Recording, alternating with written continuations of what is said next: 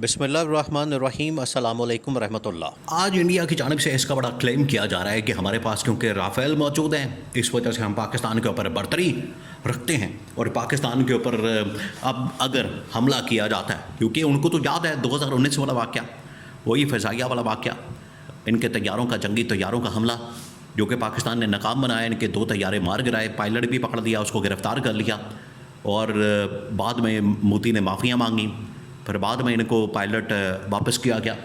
तो आज इनके पास उस वक्त रूसी तैयारे थे, मिग तैयारे थे। आज इंडिया की जानिब से क्लेम किया जाता है कि हमारे पास राफ़ेल तैयारे हैं। राफ़ेल तैयारे जो हैं वो फ्रांस की जानिब से इनको मिले हैं, फ्रांस से ख़रीदे हैं, उन्होंने परचेज़ किए हैं। अब इसकी बुनियाद पर मोदी बड़ा शोर मचा रहा है कि हमारे पास राफ़ेल हैं, इस वजह से हम भारत को, इस वजह से हम पाकिस्तान को हरा देंगे और पाकिस्तान को हम तेगनी का नाच नचाएंगे। लेकिन सिचुएशन क्या हुई, अब आपने सिचुएशन देखनी है। ये सिचुएशन असल में बनी है बॉर्डर के ऊपर, LOC के ऊपर, लाइन ऑफ कंट्रोल के ऊपर, कश्मीर में, जो कश्मीर का इलाका है वहाँ पर ये सिचुएशन बनी है। वहाँ पर ये पेट्रोलिंग की गई है, यहाँ पर राफ़ेल तैयारे जो हैं इंडिया की जानिब से उड़ाए गए। और जिस रात को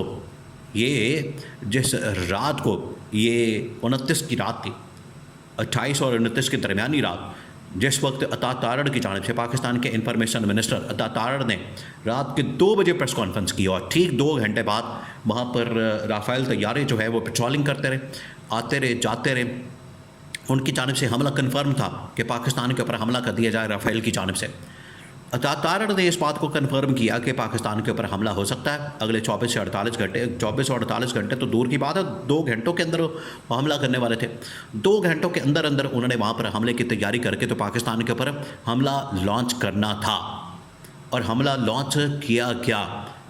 2 घंटों के अंदर अंदर उन्होंने राफ़ेल जो है अपना मैदान में उतारे, हवा में उड़ाए और हमले का ग्रीन सिग्नल मिल गया। उसके बाद पाकिस्तान ने ठीक उसी वक्त क्विक रिस्पॉन्स, सेकंड्स के अंदर, सेकंडों के अंदर पाकिस्तान की जानिब से रिस्पॉन्स दिया गया। पाकिस्तान ने उसका रिस्पॉन्स दिया और ठीक सेकंडों के अंदर जो है वो 19 सेकंड्स के अंदर 19 पाँव जो है उल्टे मुड़ गए राफ़ेल तैयारे। और पाकिस्तान के उस वक्त जो तैयारे थे F-16, F-17 थंडर, ये जो पाकिस्तान के पास तैयारे हैं, ये फ्रांस के तैयारे आप भूल जाएंगे। इतने तगड़े किस्म के पाकिस्तान के पास तैयारे मौजूद हैं। राफ़ेल अगर 1000 किलोमीटर की रेंज रखता है कि वहाँ से मिसाइल मार सकता है और 1000 किलोमीटर तक जा सकता है, तो पाकिस्तान के पास ये जो थंडर और F-16 और फिर उसके बाद मिराज तैयारे जो पाकिस्तान के पास मौजूद है, अगर वो हमला करेंगे तो इंडिया के 2000 किलोमीटर तक रेंज रख सकता है।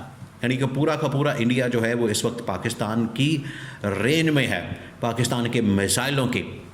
ये पाकिस्तान को इस हवाले से ये बर्तरी है, ये वो ताकत है, ये वो पावर है जिसकी वजह से आज इंडिया पाकिस्तान के ऊपर हमला करने से डरता है, घबराता है, उसकी जान जाती है। ये वो सिचुएशन बनी उस रात को जब अता तारड़ ने, देखिए अब दोबारा से मीटिंग कॉल की गई है इंडिया की जानिब से।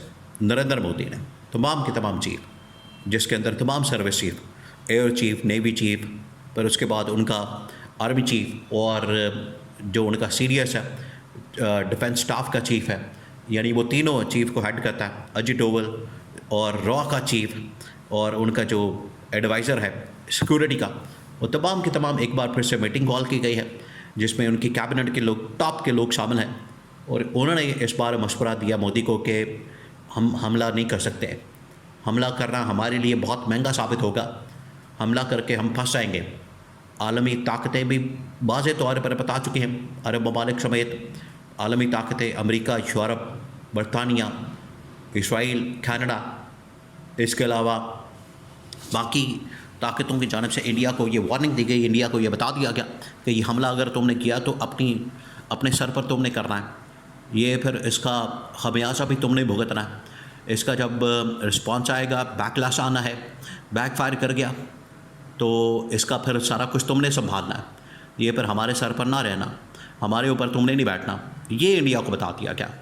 जिसके बाद इंडिया जो है वो फिर यू टर्न लेने पर मजबूर हुआ है। ये मोदी आज यू टर्न लेने पर मजबूर हो गया।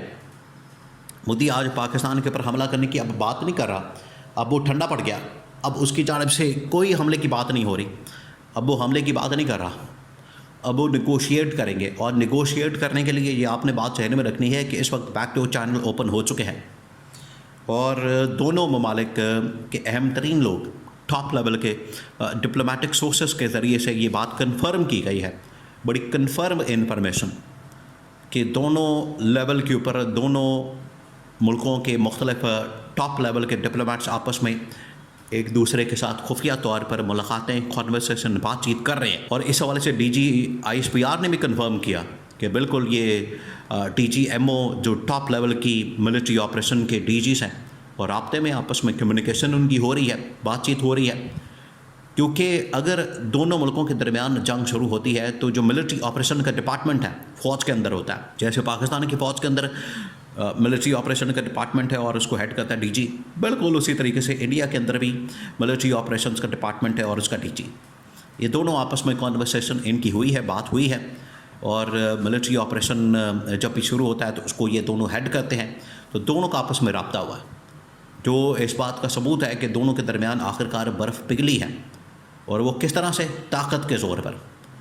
एक अगर आपको धमका रहा है, आपको अगर डरा रहा है, आपको वो कह रहा है कि हम छोड़ेंगे नहीं और हमला कर देंगे, राफेल वो मैदान के ऊपर ले आया, बॉर्डर के ऊपर ले आया, आपके ऊपर हमला करने जा रहा है, तो इधर से पाकिस्तान ने अपने तैयारे F-16 थंडर और बाकी तैयारे मैदान के अंदर उतारे, तो इंडिया जो है वहाँ से दौड़ गया, भाग गया। ये पहली बार टकराव हुआ है, पहली बार तैयारे आमने सामने आए, वो अपनी साइड पर, ये पाकिस्तानी अपनी साइड पर। वो उधर पेट्रोलिंग कर रहे हैं, इधर पाकिस्तानी तैयारे पेट्रोलिंग कर रहे हैं। वो उधर उड़ रहे हैं, ये इधर पाकिस्तानी तैयारे उड़ रहे हैं। तो सिचुएशन बिल्कुल आमने सामने आ गए थे। और ये सिचुएशन जो है ये किसी वक्त भी जंग में बदल सकती थी। लेकिन मोदी ने फिर उनको, जब उनको तैयारों को पता चला कि उधर पाकिस्तान के तैयारे उड़ रहे हैं, फिर उन्होंने वापस जाके बता दिया कि इतना आसान नहीं है पाकिस्तान के ऊपर हमला करना, वो चाहे नेवी के थ्रू हो, आर्मी के थ्रू हो या एयरफोर्स के थ्रू हो, क्योंकि उनकी फ़ौजी हर वक्त तैयार है, हर वक्त। ये मोदी को जैसे ही पता चला है तो फिर उसके बाद ये उसने हाई लेवल, टॉप लेवल की मीटिंग कॉल करके इंटरनेशनल प्रेशर को सामने रखते हुए, मामलात को देखते हुए फिर उसने यू टर्न लेने का फ़ैसला किया। तो आज मोदी घुटने टेक चुका है, सरेंडर कर चुका है। फॉल्स फ्लैग ऑपरेशन, कहानियाँ, फिल्में, ड्रामे, कैंपेन, प्रोपेगेंडा, सब कुछ आज उड़ गया, फारिग हो गया। ये है हक़ और सच की जीत और ये है हक़ और सच की ताकत, जो कि नरेंद्र मोदी हिंदुत्व पॉलिसी के मुताबिक पूरी दुनिया के अंदर नफ़रत का प्रचार करता है, हिंदुत्व नज़रिए का प्रचार करता है। वो भी नाकाम हुआ, मोदी भी नाकाम हुआ, उसकी फ़ौज भी नाकाम हुई और भारतीय रियासत मुकम्मल तौर पर इस मामले में नाकाम हो गई।